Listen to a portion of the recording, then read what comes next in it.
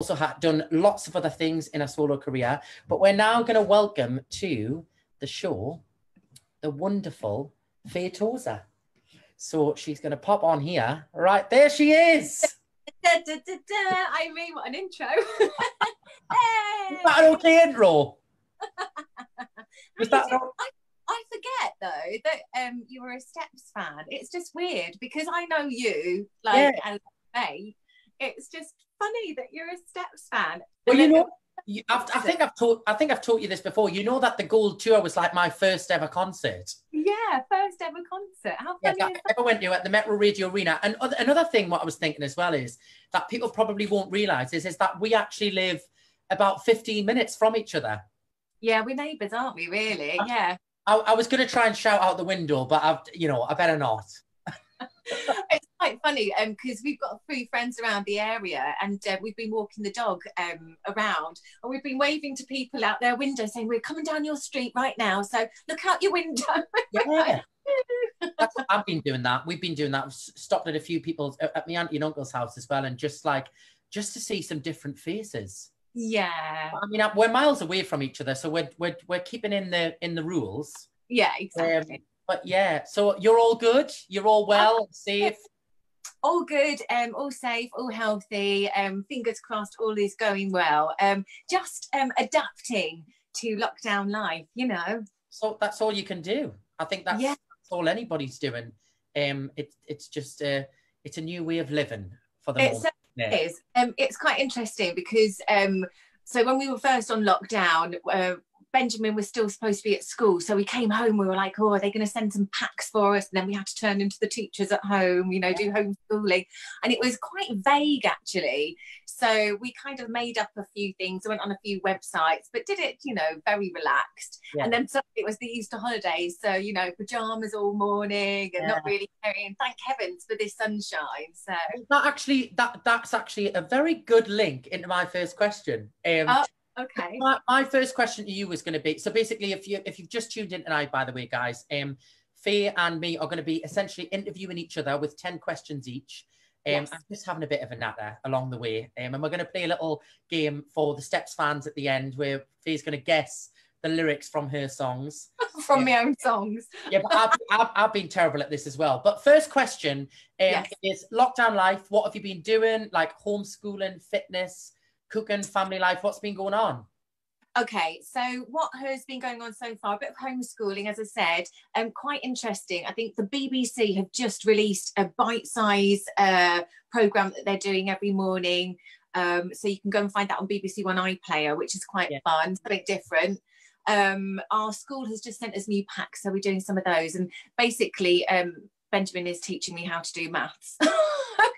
I just don't understand it anymore. Can he come and teach me as well? Because I failed maths 4 times, so I could do with that. But kids these days, I don't know what it is, but there's something that they're teaching them that makes them really, really quick in mental maths. They can add things up like this. Yeah. And it's really, really impressive. So that's good.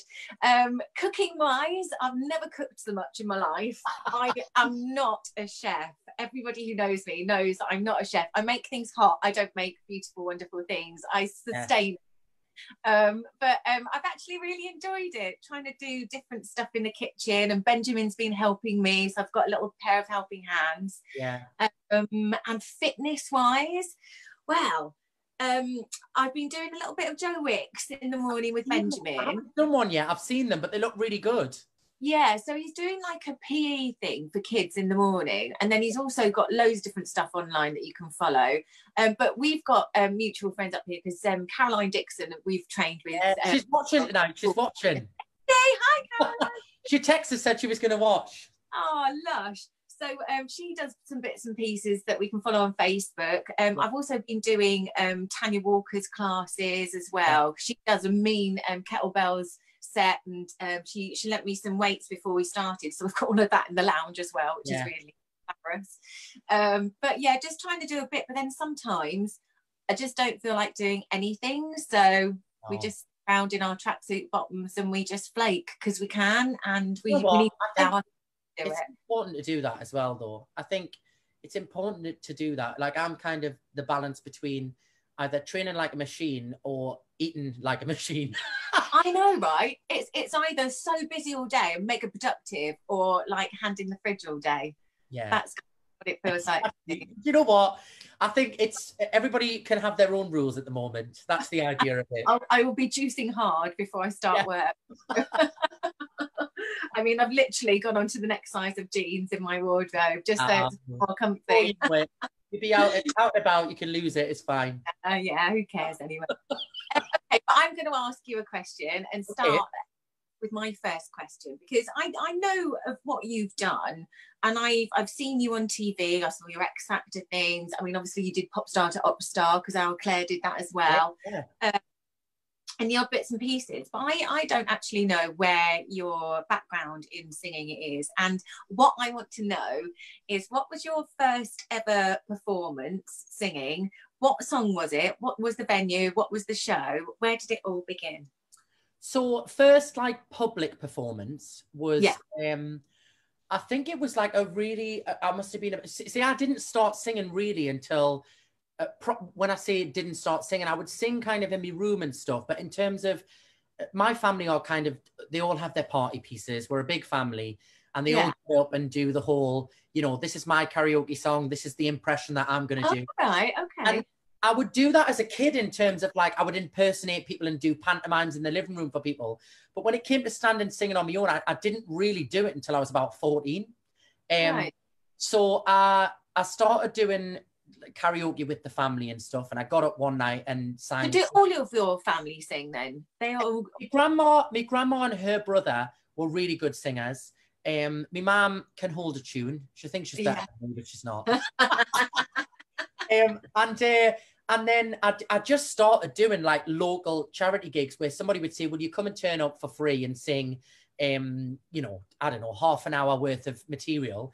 And I would download me little like 150 backing tracks and take them. And that's kind of where I started. And then the kind of the transition over into X Factor, in terms of like getting to that point of the confidence of going for that, was I played Danny Zuko in the school production of Grease in year 11. And then I felt kind of comfortable enough to push it, I suppose, to what you would say is the next level. Yeah, because you seem a really confident singer. You seem like really sure, and it's really effortless, and it's just so lovely to see. Because I know lots of people who are your fans have always, you know, said, how do I get confidence? How do I do this? Does it just come naturally because you are sure of your voice, or you just enjoy it so much? I say it's like a swan on a lake. On the top it's gliding and the legs are going like this. But you know what that's like. You know what it's like. Half of the art of performing, I suppose, is being able to use your nerves and channel them in a way that people can't see. That, you know, still now there's times I go on stage and I'm absolutely, sometimes it hits us out the blue. I'm absolutely terrified. And all of a sudden you'll get this as well. Like you'll be on a tour, you'll be doing your own tour, and you've done 15 shows. And then one night it's like, bam. And all of a sudden you're like, oh my God, why am I really nervous? Why am I really nervous tonight? Yeah. And it's just natural. So I've always managed to hide it well, but I do get really nervous. Yeah, well, you do hide it. You really do. So was X Factor, that was 2009. How old were you then? So I was 18. No, I was 18 when I auditioned for the show, and I turned 19 during the filming of the show. Yeah. Oh, moons ago. 11 years ago. Yeah, 11 years. I did a 10-year anniversary tour last year. But that actually goes on to my next question in terms of touring and nerves and stuff. Because what I want to know is, and I want this to sound in the right way, because if I get asked this, and I've been asked this before, what was your first moment where you thought, like, I'm a pop star? Or I know it's hard to think of yourself like that, but you are. I can say that, okay? Or what was the first moment where you thought, all right, okay, this is my life now, this is my job? Like the point where, not where it felt normal, but you thought kind of like, oh, I've made it now, like this is incredible. Yeah, I kind of understand where you're coming from here, because I think when we first got into Steps, because it was an audition thing, we went around doing lots of tellies, line dancing on stuff, and it was all a bit of a surreal sort of entrance into the music industry, I guess because of the nature of the first single.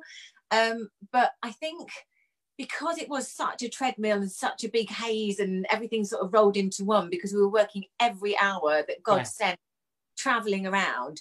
I think it was probably when we did our first arena tour. The theatre tour still felt like we were grafting quite hard.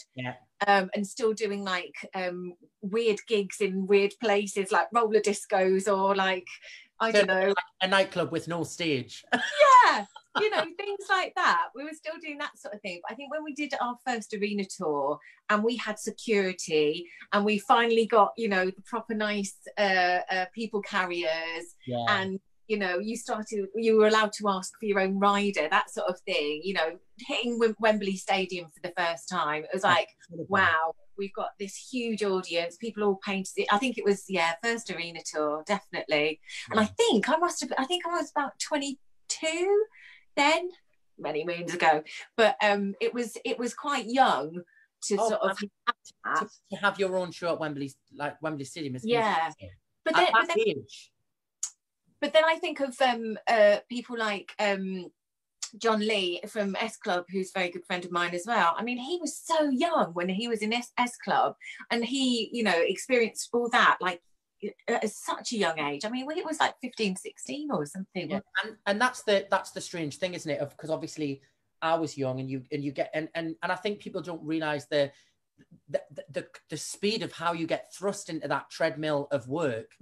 Is like, people don't understand that. And I think they look at people, you know, and go, oh, you know, they're doing something they love, it's fine. Like, but people, there's a whole machine that goes on behind the scenes that people don't see, which I'm sure even back then, probably more so for you, because it was when like manufactured pop was at its absolute height, I suppose. You used that worse than probably I did. And I think because if you weren't on the show every day, or you weren't, you know, doing something or visible, because we weren't really backed by radio too much. It was more, we were like a TV band. That's where we get most of our exposure.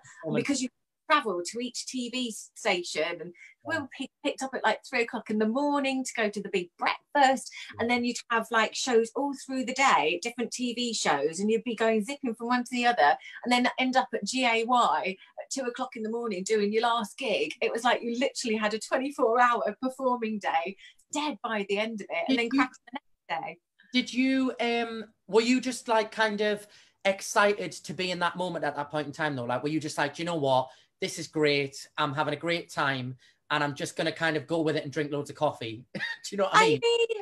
I think I really was. Yeah. I think I was totally high on life and high on the excitement and the buzz of it. And, you know, we were really lucky because we had the 5 of us to either, I mean, it wasn't perfect all the time, still isn't, but, you know, we love each other. It was just, there were tough days and good days. But I think, you know, for the bulk of the first part of it, I was just absolutely buzzing and just excited to do it. I think it took its toll. It definitely did towards the end of it. And I think everyone grew weary and the energy faded a bit because it was expected and it was harder work to pull it out the bag, I think. Yeah, but I suppose that, like, if you look at the history of most artists and most bands and solo artists or whatever, everybody kind of gets to that point. Yeah, and I think it's because we don't take breaks.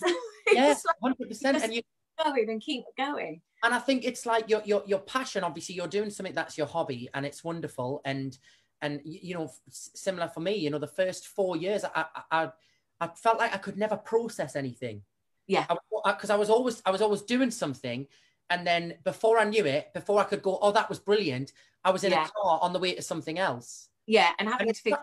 And sometimes now I sit now that obviously I've learned of the balance of life and how to time things and space things out, and I'll work flat out for 6 months and then go, do you know what, I'm going to take a bit of time out. Sometimes I'll sit now when I'm having time off and I'll remember something that I could never remember before because of that treadmill. Delayed reaction. Yeah, 100%. It's madness. I love it. Right, I'm gonna move on to another question because literally we're not gonna have time. We're just gonna be chin-wagging all night, aren't we? Right, what was my question for you? Okay, my second, here's a good one. Okay, question number 2. What's the most glamorous gig you've ever done? Or the most decadent and outrageous after party you've been to? Because, I mean, you go to premieres, I mean, we've been to see this, that, and the other, but, like, the most glamorous gig, because, yeah, tell us about that. Have you got one? I actually think one of them was, I think I was with you and Mick at one. Oh. I can't remember. It was like down in London. Yeah, it was we went to some music event, and then there was a massive after party in a big townhouse. And I remember being stood outside with you at the end, waiting for like cars to get home. Yeah. I think the Royals popped into that one as well. Yeah. Was it? Yeah, and it was really, really, a really random mix of people as well. You know, when you turn up and you're like, oh, who's here? Oh, they are. Oh, what am I doing here? That's interesting. Happened to me a lot, that. I love it though. You can never read a room, can you? Yeah. I think that was a celebration of like the arts or something. And William and Kate had just got married, I think, and they came, and it was like the first engagement that they'd been to, like as a married couple, and it was all like it was tops. Everybody had to have these passes to get in, and then there was that party afterwards. In terms of gigs, always doing those kind of like corporate balls. Like you get asked to go and perform, I don't know, for a big company Christmas party. And what I will say is they're always the most extravagant venues and wonderful places, but sometimes the worst audiences. Because it's just a load of people who weren't really expecting to see you there perform. And by the time you go on, they've had about 7 bottles of wine on their table. And you're like, come on, everyone, clap your hands. And they're all just having a conversation. So want to go out. Well, I suppose I've done a few of the, private gigs at like the Dorchester Hotel. This is the thing that I want to hear. Yeah, the private gigs, the weird and wonderful. Like, I did. I can't remember if I performed at it. I think I did. There's a guy does like a big butterfly ball. Right. They do it in. But actually, he did a TV show. It's called John Caldwell, the guy who had Phones for You.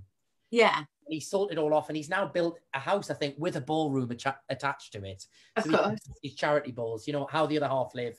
And I went to his butterfly ball, and it was all like a sensory thing. So all of the food tasted like the opposite of what it was supposed to be. And it had like mist and dry ice that was floating all across the floor. And the stage was like, it looked like it was just floating under dry ice. That was a pretty cool one. Yeah, I love all that sort of thing. I think I got invited to sing for a wedding in Venice. And the bride and groom were, I think the bride's family were like diamond miners, and the groom was, anyway, it was the most ridiculous thing I've ever been to. I literally sang 3 songs, and we got like a beautiful boat taxi across to do the gig and back, but luxurious like apartments to stay in. It was ridiculous, absolutely amazing. But you know, when you walk in and you're like, oh, what am I doing? I do that all the time. I always walk in places. I still do it now, and I'm like, oh God, I really shouldn't be here. Yeah. I love it. Absolutely love it. So my next question I want to ask for you is, obviously we know you've had a huge pop career, and by the way, I did see the Last Steps tour that you did, and it was incredible. Oh, I loved it. Yeah. Whenever or if Steps are doing their next concert or album, you have to go because they are incredible. Obviously, and I know you've got a solo career, a musical theatre career, television. I'm interested to know, what do you find is different in the disciplines to obviously being in the band to when you're solo or musical theatre? Okay, so I think theatre is a much harder graft, physically and mentally, because you are having to learn your lines, obviously, and do the acting side as well as the dancing and singing within the show. So I think for me, it's really, really satisfying to do that. I really enjoy that graft. Yeah. I really enjoy the 8 shows a week as well. Yeah. I kind of really enjoy the camaraderie that comes together when you have a group of people and your cast and your band and your crew who are all on tour as well, because everyone's in the same boat putting this show on together. I absolutely adore that. And I think vocally as well, my vocals are always a lot stronger when I do theatre, because I think you're building and working that muscle constantly. And I just feel like, you know, my voice is at my best when I'm doing theatre. Yeah, it's sometimes a bit more continuous, isn't it, theatre? Like, regiment of it is slightly more continuous, I always find. Yeah, I think so. But with the pop side of things, I mean, I think I love the banter that we have. I love the sort of press stuff that we do when we're on tour. I love the hotels that we stay in. I love just having that band moment back again, which is lovely. Yeah. The show-wise, it's like complete opposites. I think on the theatre side, if someone's clapping you at the end of the night when you're bowing and you feel like you've done a great job, you get that instant reaction. Yeah. Whereas with people that have bought a steps ticket, they're going to cheer anyway. They're just going to sing the song. I just have to go, shush, we're trying to tell you stuff. But yeah. I just feel so grateful that I have both those things in my life, and they continue to be there in my life, and that I can even talk about, you know, what's the difference. You know, I think it's amazing. And I don't know if you agree with this, because like obviously I've been lucky enough to experience that as well, and I find that each one lends itself to each one at different times. So I'll go off and do a musical for 6 months, and then I'll come back and do my solo stuff or recording or whatever, and I'll find that when I've come back again, I've learned something that I can actually apply in either side. Definitely. And I think you never stop learning in this industry as well. And I think because my musical theatre side has really made me grow in confidence as a person, but also vocally as well. And I can explore many, you know, different sort of sounds as well, which is fun when I go back to the recording side with steps as well. So yeah, I just think it's really amazing that we can still grow as artists, and you don't just stay there and that's just you. There's just so much to learn. I think it's brilliant. And so many great opportunities. Some amazing things, especially with like social media and how things are nowadays, and how you connect with people and get jobs and what have you. It's all crazy now. I need to ask you another question. Okay. So my third question for you is, do you look after your voice? How do you look after your voice? Do you warm up? And do you have a favourite warm-up song? What's your regime? So I do look after my voice, certainly when I'm on the road. I mean, I think people another misconception, I suppose, that people see is it is a muscle, and you do have to take care of it. So I do when I'm touring on my own shows, you know, on like doing a 2-hour show of just me, I do not drink a drop of alcohol the day before a show. I don't drink after a show, before a show. If I've got a day off in between shows, then I can have one, obviously, a little couple of drinks after the show, but I don't do that. I pretty much finish my shows and go straight to bed. Like if I can wind down quick enough, I'll literally kind of try and have an early night. I get up, I do a workout. I find that's great for my voice. If I'm doing a musical where I'm not consecutively singing so much, I can give or take what I would class as have a bit more of a life in terms of, you know, but when I do my actual concerts, I and it's not that I can't do it, it's just the stress of when you know you're going to drink. Yeah, I think it's like as we've grown up, it's kind of, you learn that your voice is clearer, it sounds more beautiful, you can control it more, you don't have to, it won't waver, you're in full control if you look after yourself. Have you ever warmed up with those bubble pipe things? Do you know what, you probably saw it when you were doing Everybody's Talking About Jamie, they all had them on the last show I did. Right. And I didn't do it. I do the kind of the bubble thing with your lips, you know, where you're like, that. Yeah. So, but I haven't got the bubble thing yet. But apparently, it's really good if you're really tired. It's like a straw, and I'm just to explain to people if they're thinking, "What the hell are we talking about?" It's like a straw, and you fill a bottle of water, but you blow the bubbles back into the water. Apparently, it's really good. So I was suffering over panto. I had a really bad cold, and it just wasn't going to go away, and it was kind of really catching my throat. I'm sort of running around and singing and shouting at the same time.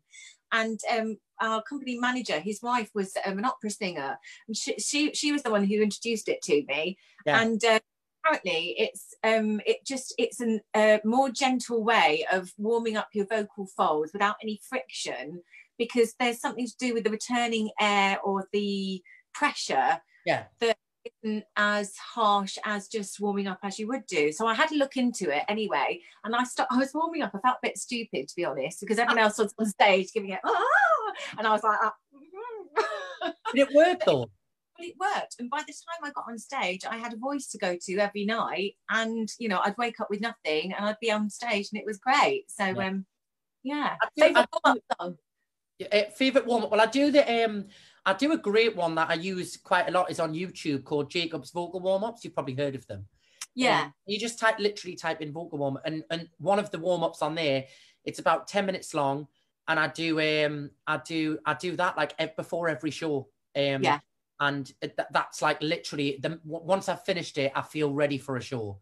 Yeah. And I know I can do it. Favorite warm-up is, again, like what we were saying before, when you're going quickly from car to car, and I sometimes didn't have time to warm up quickly. One of the opera coaches on Popstar Opera Star said like a cat siren. Yeah. So like rise right up. So that's probably me go-to one. And if anybody that works with me or goes around with me or whatever, or like works in a show, you'll always hear me in the corridors making that noise. So have you heard of an artist called Eartha Kitt? She was like back in the day. Yeah. So wonderful Eartha Kitt. So my mum's got quite a few old records with live recordings of her shows. And what she'd do in between songs is she'd kind of do a siren, but shout to the audience. So she'd finish her song, and then she'd go, "Hey!" like this, and make all these weird sounds to then like either lower her larynx or like, yeah, amazing. I've actually heard Celine Dion does that as well. Yeah. Somebody told me that apparently, you know, when Celine Dion, I don't know how true it is, but you know, when she shouts in quite a high pitched voice, you know, at the audience, apparently it's like a similar thing, like a placement to get into the next song. I find sometimes when I'm doing a song and I'm belting up there and my next song is really soft and pulled back, I really have to work to get my voice back down again. So I'm sure it's something to do with placement. I am. Yeah. Well, if you see me or Faye on our next shows screaming at the audience in front of now you know why. All right, down there. So I want to know, I want to know, what was the last thing that made you really angry? Oh, I told you this before we went on live. Well, it's basically, I hope Mum's not watching now, she might be, but my sister had phoned me and said that Mum fancied popping down the bank, just getting out the house and popping down the bank. Yeah. And because Mum's high risk, she's not allowed to. So if you're watching, Mum, that made me cross. Not allowed to. Home. Stay at home, Mum. Yeah. I know it's you've got to. The reason I asked that, because I suppose people would be like, why is he asking that question? It's funny, isn't it, being in lockdown, like certain things make you a little bit more angry or agitated than normal. What about you? I went for a run the other day, and I live like right near open space, and there was just a few people like not really thinking about the whole social distancing rule, in terms of like they were social distancing but spread across a full footpath. So then the people who were then walking the opposite way down the footpath were then coming even closer to them than they were with their friends who they were with. So I was just running along with my headphones in, like kind of mouthing things to myself. I was like, idiots, start, you know. Strange times, isn't it? It's like when we're walking the dog, it's like you see people coming and you're like that, oh, which way are we going to go? And it's like everything like a little do-si-do around each other and like going on the roads. But well, I found at one point I was running because the road wasn't that busy, and there was hardly any cars and there was no car. I found I was then running off the pavement into the middle of the road to then be 2 meters from the two people who were 2 meters away from each other. I was like, just if you have to on a path, I was like, walk 2 meters behind each other. Yeah. You know, I mean, but then again, I will say, on a positive note, rounding a negative with a positive, I went out today for a run and everybody was back. It seemed back to normal.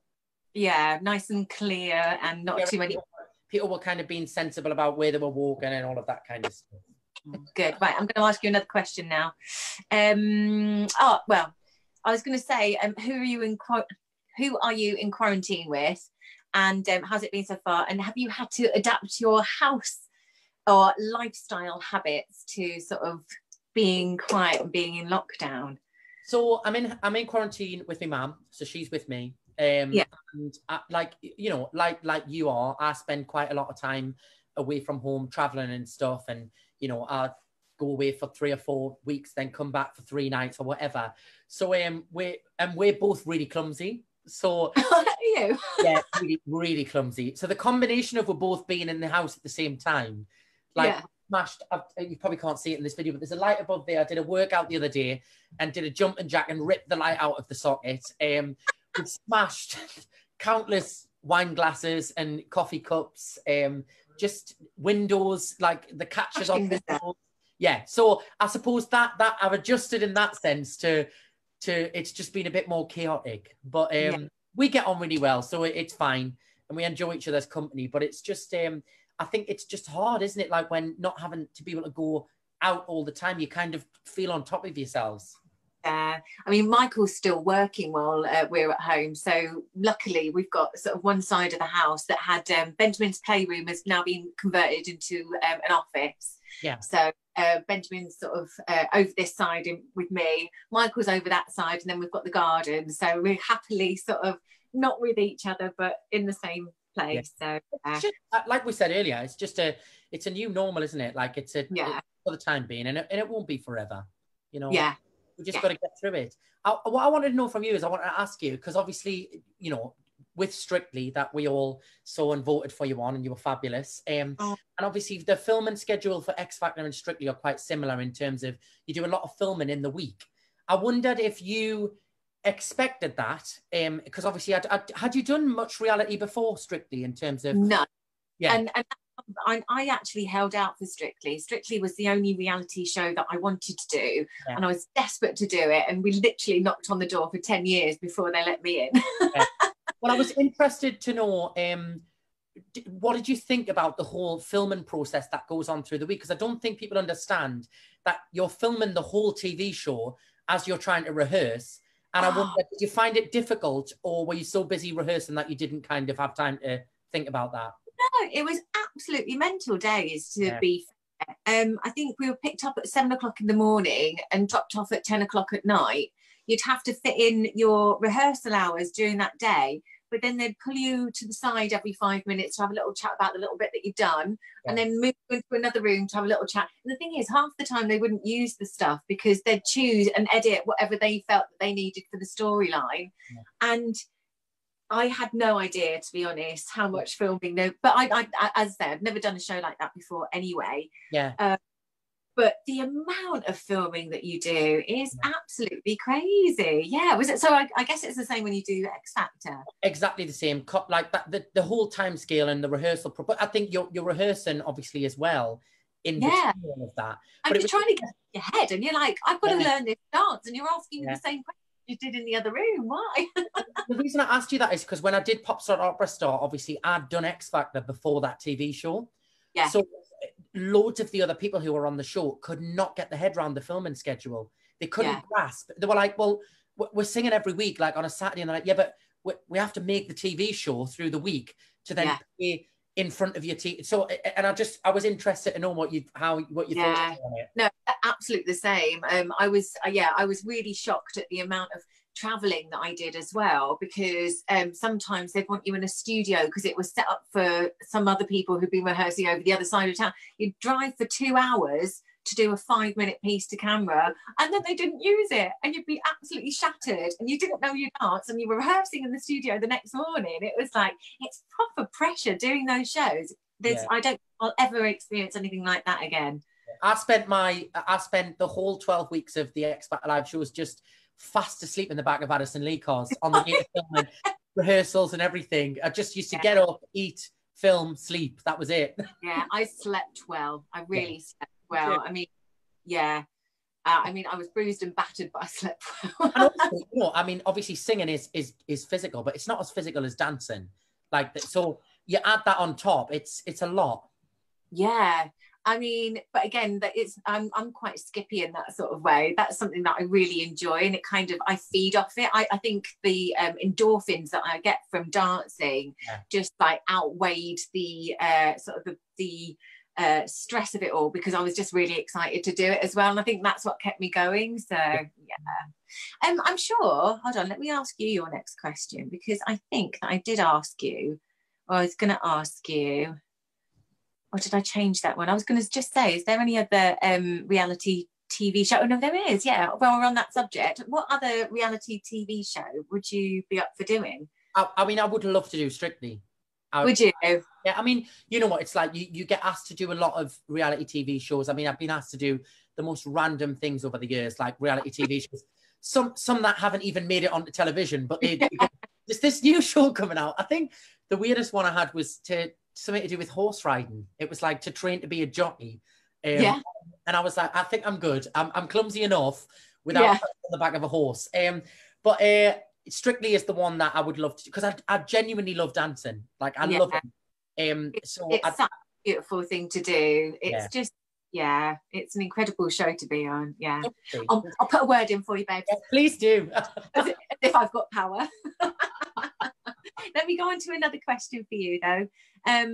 What I was going to ask you, what's your guilty pleasure on TV or social media? Because, like, when it gets to a certain point in the night, you've kind of done all the things you're going to do for the day. What do you put on your telly, or what's your go-to social media guilty pleasure? So my absolute, to be honest with you, it used to be a guilty pleasure, and it's not even a guilty pleasure now because I'm so obsessed with it. I'm actually quite happy to admit that I'm obsessed with it. It's Real Housewives.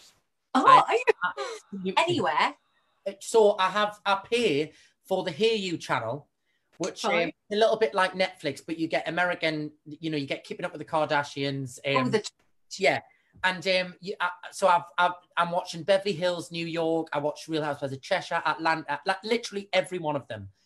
I watched it like it's Coronation Street, like, They're so catty. It's amazing. I mean, it's not a representation of how people should behave. No!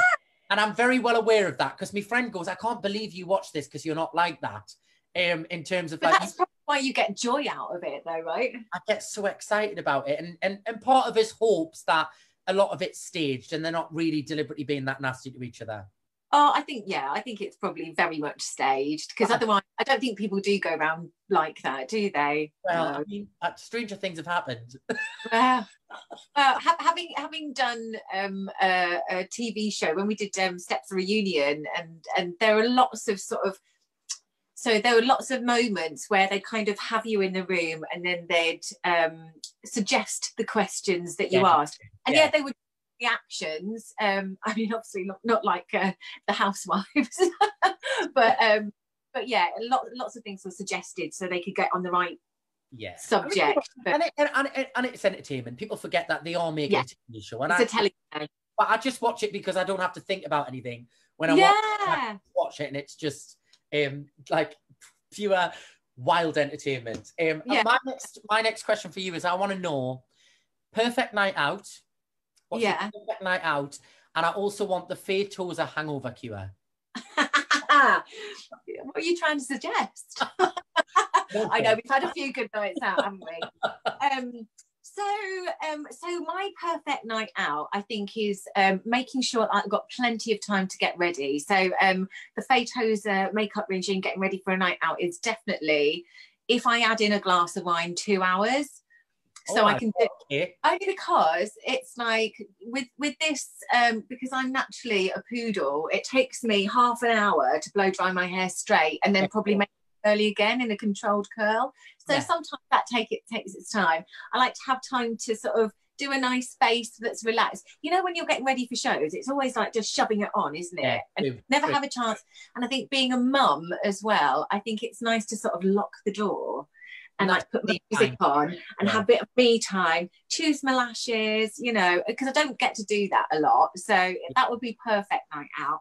Then I'd start off at a bar with cocktails, so I can catch up with my friends, have a good old vent, and find out what's going on in everybody else's lives. Without the loud music. That's the tip to that one, isn't it? Yeah. You see, start off at the cocktail bar, and then so I think cocktails, because they're stronger than a regular drink that you'd have, I don't know, in a bar or whatever. In a cocktail bar, it gets you a little bit sort of in the mood. You get lips, you have a bit more rowdy times and more giggles and stuff. So it sets up nicely, I think. And then on to, I think, doing the doors, going catching up and seeing who's about, that sort of thing. Onto a club where you could have a good dance, and then hopefully bumping into a whole bunch of drag queens that I know, and then ending up in a gay club, getting a pizza on the way home in your Uber. So And what about hangover cure? Okay, hangover cure. So I have always been quite good. So my top tip for on a night out is always, before you go out, lay out your pajamas. Put a pint of water by your bed and 2 paracetamol. That's what I do before I go out. So I know that when I fall into bed, it's there and I don't have to search for it. And yeah, so that's always a good help. Yeah. But overcure, I mean, I've woken up with some real good hangovers because I really enjoy a night out. So haven't we all? I mean, usually about 4 cups of tea in a row and like a whole packet of biscuits. Yeah. Maybe roll out and get a McDonald's breakfast, you know, on top of all of that in my horrible clothes with the cap on and my glasses on, going, oh God, hope no one can see me and recognises me. They clearly see. And then by probably lunchtime, I have to get out and about because I've stopped feeling sorry for myself and I just have to get on. And I just feel like you have to blow away the cobwebs, go down the beach, have a good walk, and then you start to feel a bit human again. So that's my thing. Yeah. Listen up, folks. There you go. You've got the night out and the cure. Off you go. There we go. When lockdown's over. That's your lockdown opening party. Yeah. Okay, let me read what I've asked for you now. Okay, well, who's the most random celebrity that you've met along the way that you've ended up gelling with and staying in touch with? Because we do lots of like TV shows, like game shows where you meet random people, or pantomimes where you get people put together that you wouldn't expect, shows, musical shows. So who has been like a surprise long-term friend after meeting? I mean, I've actually met a lot. You know, I hear some people's stories about working with people, and they tell like absolute horror stories about how they had like terrible times with certain people and stuff. Like, and I have to say, touch wood, I've been so blessed over the years that I don't even think I could count on one hand. Like, I've had hardly anybody where I haven't, you know, it hasn't been a really enjoyable process of working with them. I suppose somebody who I've recently just made really good friends with, and I knew I would love her, but I didn't. We've become really close. I've just done panto with Leslie Joseph. And we just like we've known of each other for quite a few years, and we've always, you know, like we were just saying there, we've always bumped into each other at events and stuff, but we've really gelled. And we've been FaceTiming each other every week, and been having a little quiz and a catch up, and we just got on really well. And every week, me and her would go out on a Monday night on the night off, and would call it like date night, and would go out for dinner and drinks, and just really got on well. And she's gonna be one of the guests on this in next week. We're doing some more people, so she's one. Also, you've just worked with them, who I became really good friends with, Billy and Kerry Pierce. Yes. They're so much fun. Yeah, great friends of mine now. Who are just, so yeah, there's two. There's two. It's funny though, isn't it? Because I always find that like when I'm doing game shows, it's a really random mix of people, and it's just fascinating, isn't it? I think we're so lucky to work in this job. Yeah, and also you find that you know, like you in moments of being thrust into kind of, you know, doing a show with somebody, and you end up being there not by no choice, but you know, you wouldn't put them two people naturally together. Yeah, there's something really nice that always comes from that, because you learn from people, and I always enjoy that. My next question to you is, I want to know what your ultimate, I want to know both actually. So I want to know your ultimate steps memory, proudest steps memory or ultimate memory, most memorable of being in the band, and also proudest moment of your whole career. That's a really, well, they're both quite big questions. My ultimate steps moment, I think, industry wise, was probably when we got our Brit Award, because I felt like our specific type of music was never going to get recognised, even though, you know, we were grafters and stuff. It's kind of like, and I think what's so wonderful is it's kind of, we've stood the test of time, and we're still here, and we're still able to do it, and that really excites me. And I think for a moment, I think I got a bit tired, what's the right word? I think I got a bit frustrated, you know, with how, you know, we were always knocked in the press. But it's part of it, I guess. And I think it makes you stronger. When you won the Brit Award, it must have been so interesting, like standing up there, obviously accepting the award, and standing in front of all of the people that had potentially probably slagged you off or told you no, in terms of the media, and you're like, thanks for this, Brit. Okay, what are you doing now? That would be a good moment. I mean, a lot of a lot of people, you know, have their own opinions about us and what we do. And we like Marmite. You either love us or you hate us. And that's absolutely fine by me, because we are absolutely living the dream and we're so lucky to still be doing it. But I think that was a really big sort of moment for Steps as a band. But I actually, one of my favourite times as like behind closed doors was when we were doing the last tour. We were rehearsing down in Pineapple, then we ended up at the Ivy, just having some food upstairs, and it was just the 5 of us. And because you're not allowed to take photos in there and no one's allowed to approach you and stuff, it's really, really lovely because you get to just be yourselves. Yeah. We had a corner and we literally told stories and anecdotes to say, oh, do you remember when we were in Belgium? Oh, do you remember like this? And we laughed and we cried with laughter, and it was just the best moment I felt of us getting together and really being as a total team, you know, like we'd never been before. It was really special moment. It's been like quite full circle as well. Like you come back after everything that's gone on, and you've all got kids and you've grown up and stuff, and then you're just about to go out on another hugely successful sellout tour and stuff, and you're like, hang on a minute, we get to do this all over again. It's a special thing. Yeah, and we get to be us, and we've had so many really big laughs along the way. We really have. I mean, we're absolute idiots when we're together. It's just so much fun. It really is. And then as for me, on a solo level, I think when I did my first ever musical theatre show, so that was Tell Me on a Sunday, which was a one-woman show, and that was the first thing that I did, and it was such a big jump going from pop to theatre, because I kind of was so wary about what people would say, or you know, finally me being critiqued about me individually and not as a 5-piece band, and being able to hold the stage for 1 hour and 45 on your own. And that was a really big moment, and it was in Nottingham at the Playhouse, I think. That was my first night. And that kind of made me go, oh, I can actually do this. You know, I'm not just part of a band. You know, I've done this, I've worked hard, and people were brilliant. I had a standing ovation. It was just like, yay. It's just different, it is different, isn't it, when you step into a different arena of work, because I've obviously experienced that as well. And you do have that moment before you, certainly when I moved like and crossed over and started taking on opportunities in musical theatre, I had moments at the beginning where I was like, oh my God, can I do this? And at the end of the show or the end of the first week of the run, you're like, oh, okay, I can. It's all right. You know? And I like this. And and you know, the extra buzz and the adrenaline, and you know, the fact that, you know, I always want to improve myself a bit more when I do, you know, as I go along, and it grows and it changes. And so that's my have we got time for any more? How are we getting on? We've got 10 right. We're 10 minutes, so we're not too bad. Okay, so who would your ultimate dream duet be with, apart from me, of course? Who would you like? Well, I just keep saying no to. Probably done a duet before on a night out, but nobody's seen it. You're just like a pest when you ask me. I mean, go on. Who is your? I mean, I say this all the time, so I'm going to say the obvious would be Beyonce. I'm obsessed with her.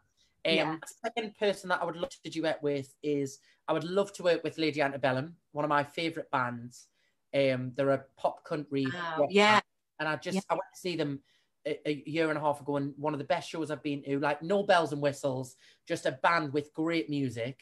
Where did you see them? I saw them in Birmingham, Birmingham Arena, and it was I just loved it. I love all of their music.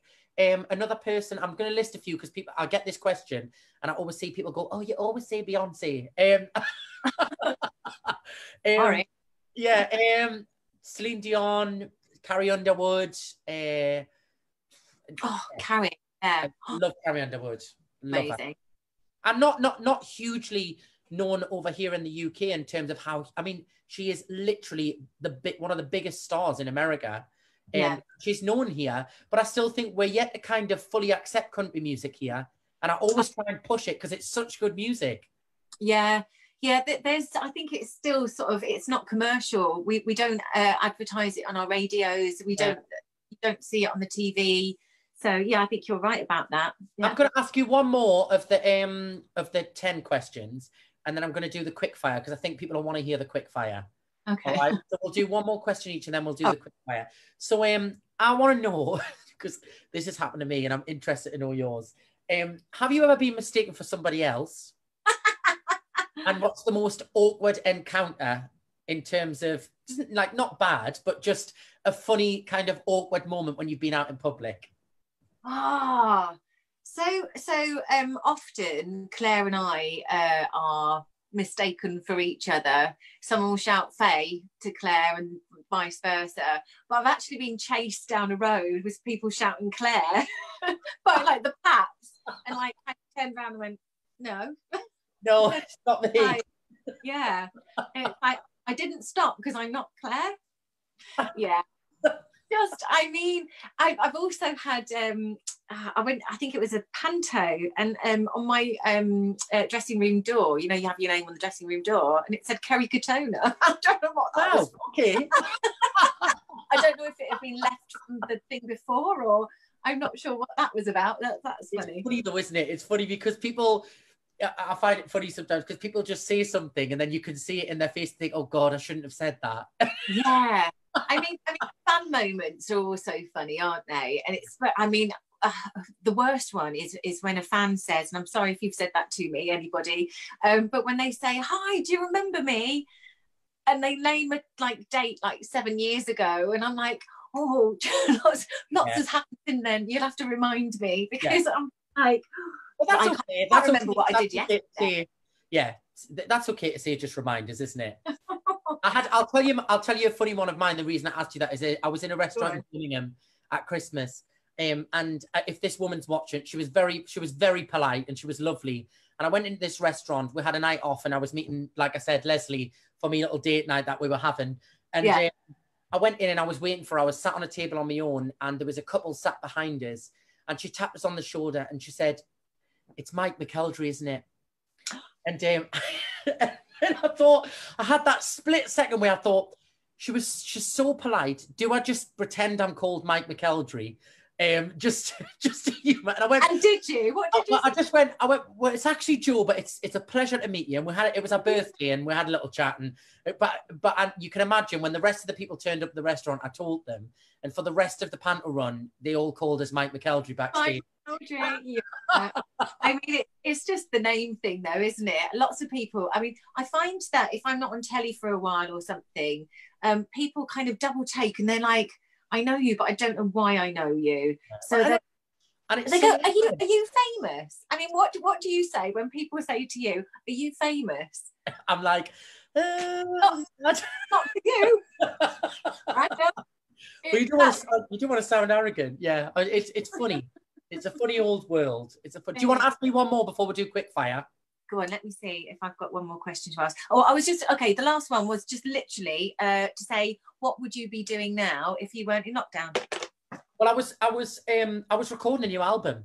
So I had quite a lot of studio sessions booked with writers and things, and I was planning for the next kind of 4 to 5 months of just really knuckling down and writing and recording material for a new album. So I've managed to do some of it. Right. Doing Zoom sessions with writers. We did one last week one person was in Sheffield, one person was in America. We did a 3-way, but I mean, it is difficult when you don't have the instruments, because I don't play an instrument either. I just write lyrics. Yeah. So, I would have been doing that and probably having far too many nights out because I wasn't kind of having to work on the schedule that I normally do. I know. This is what I'm thinking, is because I haven't sung for a long time now. I mean, I was doing so much singing before, and then we've literally shut down. And when I go and do my weekly shop, that's when I sing. I sing in the car. And it's I can't do that once a week, though. I need more. Just do a little mini concert once a week in the car. Yeah, exactly. That'll work. All right. All of the Northeast just before the shop. Are you ready for the quick fire round before we wrap things up? Okay, so before you start this, I'm really sorry if I get them all wrong. Go for it. I'm going to give you 3 step songs, and I'm gonna. Well, so the first one, I just want you to tell me which song these lyrics are from. Okay. Okay. Baby, all of the dance floors you touched, you could turn them into gold. Neon Blue. which is my favourite step song, by the way. I love that song, and we love performing that so much. That was written for us for the last album, and I just think it epitomises everything that we wanted it to for that album and coming back. Such a good song. Okay, finish the lyrics. Oh, I know you're somewhere else right now and loving someone else, no doubt. Well, it's one for Thor and it's too bad. Got it. Smashed it. Okay, finish the lyrics again. So dance, it's the summer of love. Tonight the fiesta will come. What's the next two lines? We've got. I would usually be going ah. You're thinking of the harmony lines. That's my backing harmony bit. Yeah. Yeah, I don't. Is it 100 degrees in the shade of the trees one more time on that version? That's it. 100 degrees. 100 degrees in the shade of the trees is what I had. So you got it right. No, but I would usually be going, All right. I would do with dance routine. Last minute. Here we go. Fave step song. Really difficult, but probably Neon Blue now. Okay. Hardest steps dance routine to learn. Oh, You'll Be Sorry. Okay. Favorite musical. Heathers. Okay. Tea or coffee? Black coffee in the morning, tea the rest of the day. Prosecco or champagne? Prosecco. Okay. And last one, ultimate TV show. Oh, that's really hard. Oh, because we've just started watching Shameless from the beginning. Oh, okay. And I'm just absolutely sucked into it. But favourite TV show? Oh, that's so difficult. So many out there. It's a brilliant TV show, Shameless. Well, you could say Shameless. There we go. Well, right now, this minute, it's Shameless. Well, do you know what, Faye? You have been a joy. I mean, to be fair, I think we did all in all ask each other 10 questions, but we just had such a nice natter there. That was nice. It was. It's been catch up with you though as well. Yeah, and when this is done, we can have the Faye Tozer night out and the hangover cure. Absolutely, let's do it. I can't wait. So, thanks so much for joining us. I'll wrap things up, but I'll say bye to you now. Yeah, and thank you to everybody who came to watch, and stay safe, loads of love to you, and keep safe. Yeah, thank you. Thank you.